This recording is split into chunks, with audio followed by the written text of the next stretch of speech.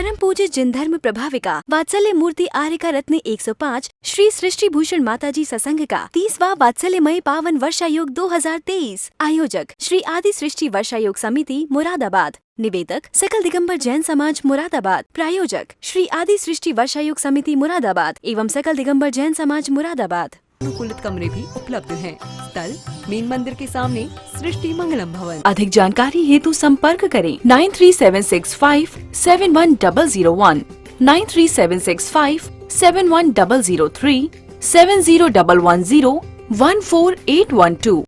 इस कार्यक्रम के पुण्यार्चक हैं कमला जैन धर्मपत्नी कुंज बिहारी लाल जैन मेरठ निवासी, अनुज जैन, पायल जैन, अरहम जैन, अनुष्का जैन, अपूर्वा जैन, कुसुम जैन, श्री नरेश जैन, श्रीमती स्वयं बाला जैन सह परिवार शेरकोट, अनुराग जैन, सरिता जैन, कोसी कला मथुरा, श्री अशोक कुमार जैन, सौभाग्यवती नूतन, डॉक्टर सलोनी, निरंजन, अरहन, आराध्या, मेहता, गौतम, प्राची, गर्व, आदित्य, महिमा, आरित जैन, तारदेव रोड मुंबई, श्रीमती समता जैन, सलिल जैन, प्रीति जैन, डॉक्टर ट्विंकल जैन, अपूर्वी जैन।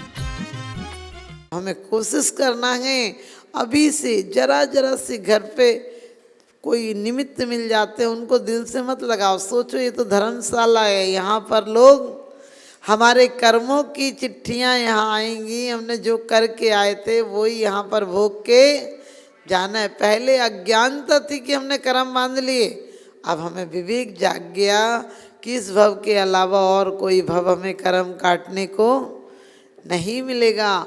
तो आप कैसे हो कि कैसे वर्धमान स्वामी को नमस्कार कर रहे हैं। निर्धूत कल्यात्मने सालों का नाम त्रिलोका नाम, यदि विद्या दर्पणाए थे।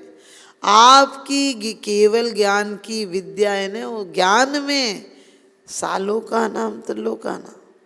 कि सालोक, लोक किसे कहते हैं? जहाँ छह द्रव्य रहते हैं उसे लोक कहते हैं। आलोक का किसे कहते हैं? जहाँ मात्र आकाश हो उसे आलोक कहते हैं। परमात्मा आपके ज्ञान में सब झलकता है। और कितनी सुंदर बात कही है, चाहे छह डाला हो और चाहे मोक्ष शास्त्र हो, चाहे रत्नकांड हो, चाहे द्रव्य संग्रह हो, सब में क्या कहा है कि मुझे आप जैसे गुण प्राप्त करना है। क्यों नमस्कार कर रहा हूँ आपको? क्योंकि आज हमारे कर्मों की क्या तीव्र स्थिति अनुभाग आदि हैं और जैसी कसाई होगी। देखो अपन सोचते अब गुस्सा आए तो कहने में तो आ ही जाएगा ना, नहीं, जितनी कसाई से बांधोगे उतने दिनों बाद उदय में आएगा। लेकिन जब आएगा तो बहुत लंबे समय तक रहेगा। आपको पता होगा आदिनाथ भगवान ने उपदेश दिया था लेकिन कसाई की तीव्रता नहीं थी। जब उन्होंने मसूका बांधने का उपदेश दिया तो उनका ये भाव नहीं था कि हम जानवरों का खाना रोक लें। वो तो आपका जीवन यापन कैसे हो उनको भी कष्ट नहीं हो, आपको भी कष्ट नहीं हो। तो उन्होंने कहा था जब तक दाएं दी जाए, जब तक दाएं का मतलब उन्होंने तो ये उपदेश दिया, उन्हें पता था कि लोग दाएं करने के बाद खोल देंगे, लेकिन वो जरा सी भूल हो गई। आप सबको पता है कि जरा सी भूल होने के कारण आदिनाथ भगवान जैसों को भी कर्मों का हिसाब पूरा करना पड़ा। अपन 24 घंटे में कितने कर्म बांध लेते हैं। कोई पूछ रहा हमें नहीं आता है, लो हमने कर्म बांध लिया। अब आगे जन्म में हमें प्राप्त नहीं होगी योग्यता। किसी से ईर्ष्या करके कितना पढ़ोगे, पढ़ पढ़ के पंडित तो जाओगे, अंदर में क्या हो रहा है ये पढ़ ना ले। तो छोटी छोटी बातों से अपन कर्म बांध लेते हैं। कोई कहीं तीर्थ यात्रा के विचार बना, रहने दो ना, क्या करोगे। कोई दान देने के बना, कितना दान दोगे, देते ही रहोगे क्या, घर में क्या बचेगा। कभी सोचो इतना हमको मिला है, और ये नहीं कि अकेले पैसे का दान। हमारे समंत्रभद्र स्वामी कहते हैं कि तुम्हारे यदि किसी की काम से, क्रोध से, किसी प्रकार से कोई च्युत हो गया हो, उसे पुनः स्थापन कर देना। क्यों स्थापन कर देना? क्योंकि आज भी कोई सम्यक दृष्टि बन गया तुम्हारे द्वारा, कल कालांतर में देशव्रती महाव्रती बनकर मोक्ष चला जाएगा। तो आप लोग भी इस बात को ध्यान रखें कि हमें इसी जन्म में सिर्फ पूजा नहीं करना है, पूजा के साथ साथ हमें कर्मों के क्या करना, आवरण को कम करना है। आवरण को कैसे कम करेंगे? जितनी कोई बात हो गई, एक तो होती है हमारे तो दिमाग से निकल ही नहीं रही। यदि सम्यक दृष्टि जीव है तो कहेगा उसकी परिणति थी, उसने जो कुछ किया उसकी परिणति थी, मैं अपनी परिणति को विचलित नहीं होने दूंगा। क्योंकि क्या कहा उन्होंने दूसरे में, देश्यामी समीचीनम धर्मम कर्म निवर्णम संसार दुखता सत्वानियो धरतुत्व में सुख है। कहते हैं धर्म उत्तम सुख में पहुंचा देता है। ये जो धर्म हम पूजा पाठ कर रहे हैं ये तो धर्मात्माओं का पहचान है, ये धर्म नहीं है।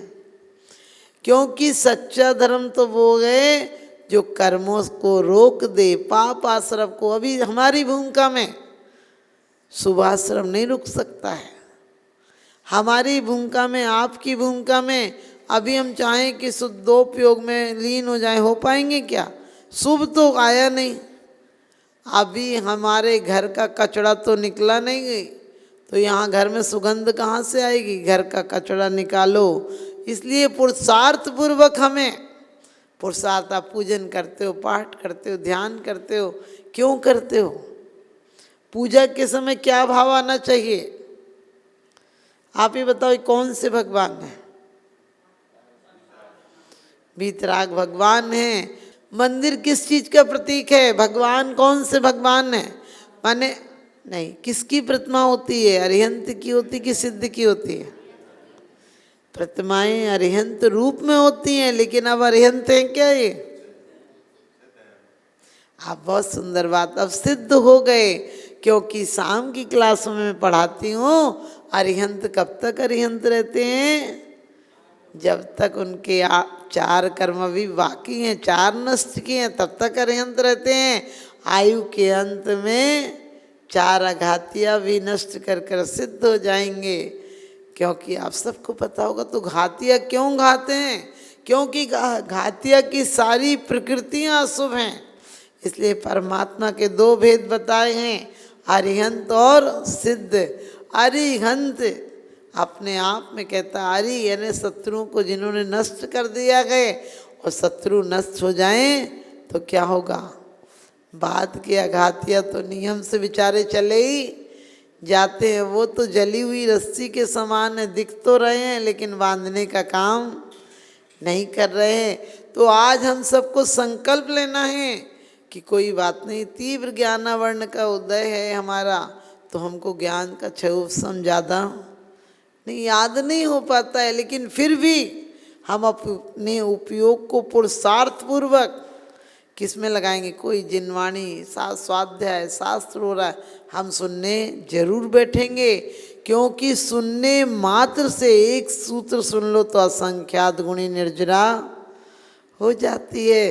तो हमें सुनना है, क्योंकि हमारी जिज्ञासा तो है इसके प्रति कि हम सुन के कुछ कल्याण करें।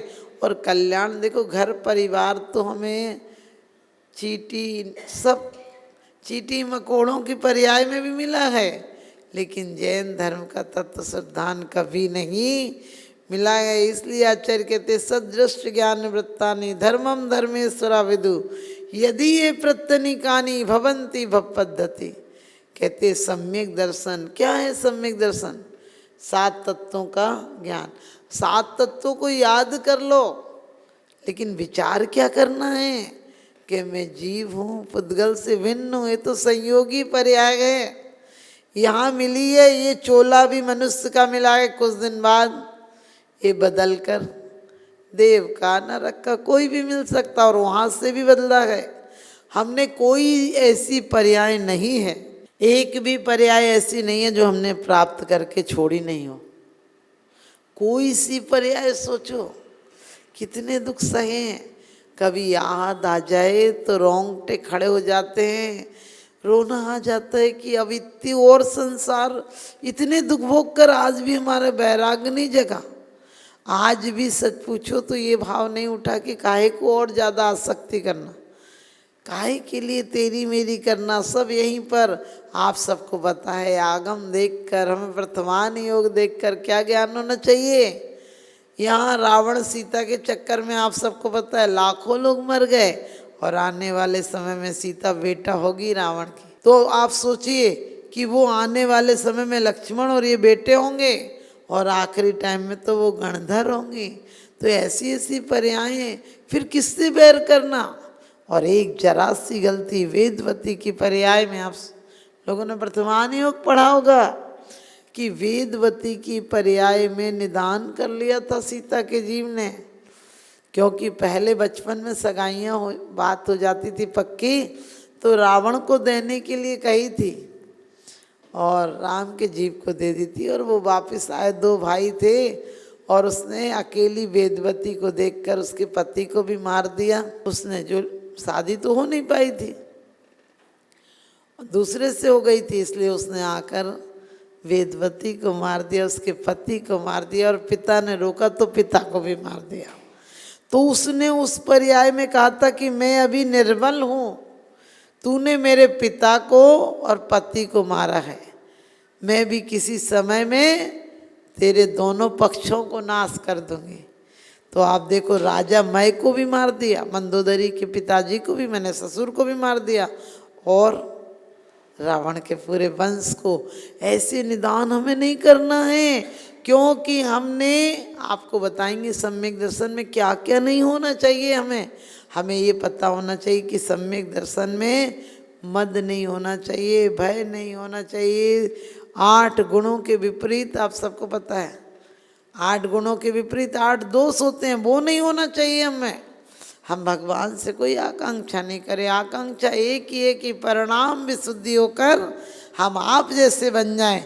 लेकिन आज हमारी परिणाम विशुद्धि नहीं होती है। हम परिणामों में तो वही पूजा की कुछ लाइनें पढ़कर जल चढ़ा देते हैं, लेकिन कभी सोचा जल जैसा निर्मल स्वभाव लाना है। अकेले जल चढ़ाने से थोड़ी ना कुछ होगा।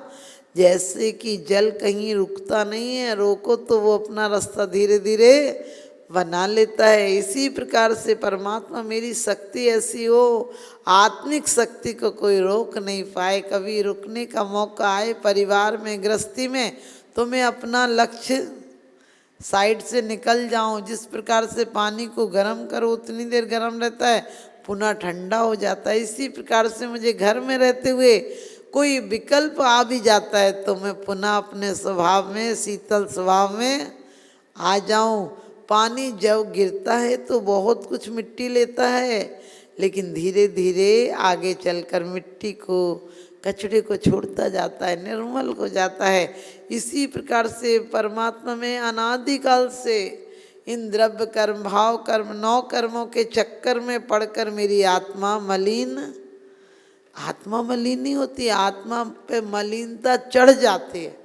आत्मा तो आज भी हमारी और आपकी आत्मा कर्मों की अपेक्षा हटा दो तो क्या है, सिद्धों के समान शुद्ध है। वही अनंत चतुष्टय तो हमारे अंदर है, लेकिन हमारा अनंत चतुष्टय दर्शन, ज्ञान, सुख, वीर सब एक भी उद्घाटित नहीं हुआ है। दान देने हेतु बैंक खाता विवरण निम्नवत है। सृष्टि Mangalam Seva Samiti, Bank of Baroda, Shri Mahavir ji, account number 011901000322429, IFSC code BARB0SHRIMA, IFSC code का 5वां कैरेक्टर 0 है। Punjab National Bank, account number 0212001011777277, IFSC PUNB 0021200। आपके द्वारा दिया गया दान आयकर की धारा 80G एवं 12A के अंतर्गत कर मुक्त रहेगा। अधिक जानकारी हेतु संपर्क करें 9376571001, 9376571003, 7011014812। सृष्टि मंगलम गौआश्रय। भारतीय संस्कृति में गायों का उच्च स्थान माना गया है। गौ माता का सम्मान भारतीय संस्कृति का सम्मान माना गया है एवं जीव दया ही धर्म है। परम पूज्य जिन धर्म प्रभाविका वात्सल्य मूर्ति आर्य का रत्न 105 श्री सृष्टि भूषण माता जी, जिनकी मंगल प्रेरणा एवं आशीर्वाद से अनेकानेक जन सेवा के कार्य निरंतर किए जा रहे हैं, उसी के अंतर्गत सृष्टि मंगलम गौआश्रय सेवा समिति द्वारा गौशाला संचालित कर जीव दया का वात्सल्यमयी प्रशंसनीय कार्य भी किया जा रहा है। सृष्टि मंगलम गौशाला में निराश्रित, बीमार एवं घायल गायों का संरक्षण पालन किया जाता है। इसमें अभी करीब 400 गाय हैं, जिनमें से एक भी गाय दूध नहीं देती। कुछ गाय तो घायल स्थिति में सड़कों से प्राप्त होती हैं, उनका भी यहाँ निरंतर इलाज चल रहा है। गौ सेवा में आप भी भागीदार बनकर दे सकते हैं गौवंश को जीवन दान। आपके लिए इस पुण्य कार्य से जुड़ने का ये स्वर्णिम अवसर है। एक दिन का चारा या औषधि प्रदान कर यथाशक्ति अनुसार 1, 5, 7 या 11 या इससे अधिक गायों को भोजन कराने का अवसर प्राप्त करें। एक गाय के भोजन की एक दिवसीय राशि मात्र 175 रुपए। 11,000 रुपए या उससे अधिक राशि दान करने वाले महानुभावों का नाम चैनल पर प्रसारित किया जाएगा। आप अन्य योजनाओं के द्वारा भी गौशाला एवं जन सेवा के कार्यों से जुड़ सकते हैं। परम शिरोमणि संरक्षक 5,11,000 रुपए, शिरोमणि संरक्षक 3,11,000 रुपए, संरक्षक 2,11,000 रुपए, विशिष्ट सदस्यता 51,000 रुपए, सदस्यता 21,000 रुपए 10 वर्ष। चारा, गुड़ आदि सामग्री दान देकर भी पुण्यार्जन कर सकते हैं।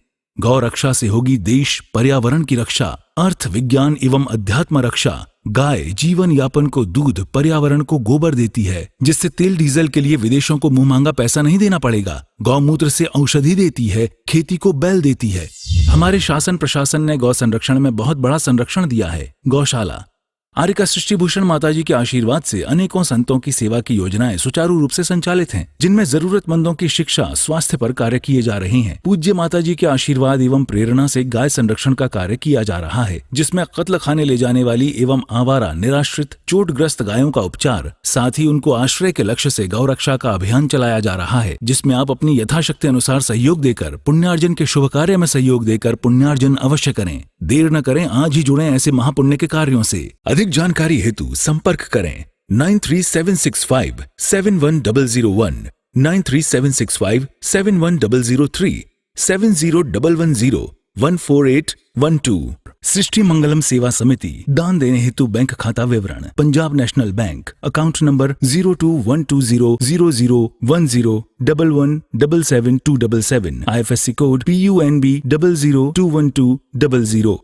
Bank of Baroda, account number 0119013332429, IFSC code BARB 0SHRIMA। जीवन में एक बार मात्र 21,000 रुपए दान देकर आजीवन एक गाय की सेवा कर पुण्यार्जन का लाभ अवश्य लें।